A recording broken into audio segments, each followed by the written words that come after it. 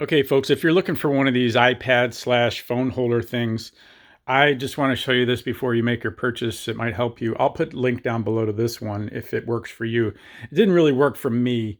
Um, the smaller iPad does sit in there, and I was trying to use it in bed to read. You can see how I mounted it. It has a base, and so you could set it on the floor, and I shoved it in the crack down in there so that it would be out of the way when I got out of bed. And what I was doing was I was literally just reading, getting the thing turned towards the pillow, whatever, reading.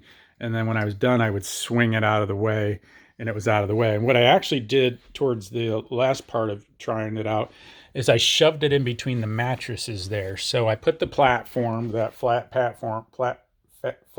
platform, sorry, and I stuck it into the mattresses like that. And it was back there behind the little table, so it was out of the way. And it swung out of the way really nice. And then the mattresses pinched it together because, it can tip over. If the weight is imbalanced, you get the weight out here and the thing will tip over, as you can see. So pinching it helped.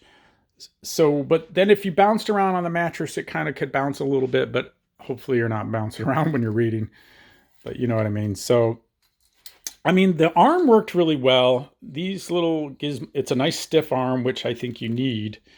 And this articulation arm worked well, but this arm was too short to actually have it be close up against the wall and then turn this back towards you to view it, because it was obviously pointed in this direction. When it was pinched in there, you got to get this balanced right to where it falls over, because it can't handle too much weight, even though this is a smaller iPad. But anyway, I couldn't get it to turn back on itself enough. It has a tiny bit of articulation with this little nub, as you can see. And this slides up and down, but I just couldn't get it to come back and look at me square in the right position while it was set back by the wall.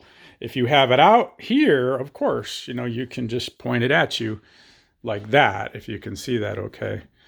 But the base, you would have to put a little weight on the base for, any larger iPads, or even this iPad in the wrong angle, it starts to tip over. So larger iPads would be tough. It will pinch it, but the long ways. And for your phone, it'd be pretty cool if you're sitting on the couch and just don't want to have your arms tired, your shoulders bothering your neck, whatever.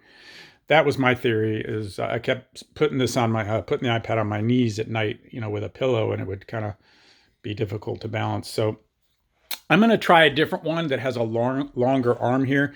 The other thing is this collar is not really tough enough to handle much weight, this little adjustment collar. So if you're doing anything more than a small iPad, like a larger iPad, this collar won't hold up to the tension, and you just can't tighten it down tight enough to get it to bite.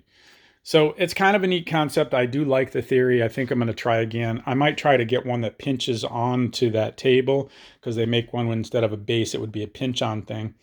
It assembles quite well. The only difficulty or issue I had was when they drilled the hole for this little adjustment thing, they didn't drill the hole all the way through. So not a big deal for me. I'm a do-it-yourselfer. So I just took that downstairs and I drilled the rest of the hole with my drill, and then forced it in there and threaded it with this nut. So that was just one thing that they kind of didn't finish. But I like the idea. I hope that helps you guys. You got to make sure the head is articulated enough to come back where you want it and can hold the weight that you want it. I'm going to try again. Thanks. Hope that helps. Take care.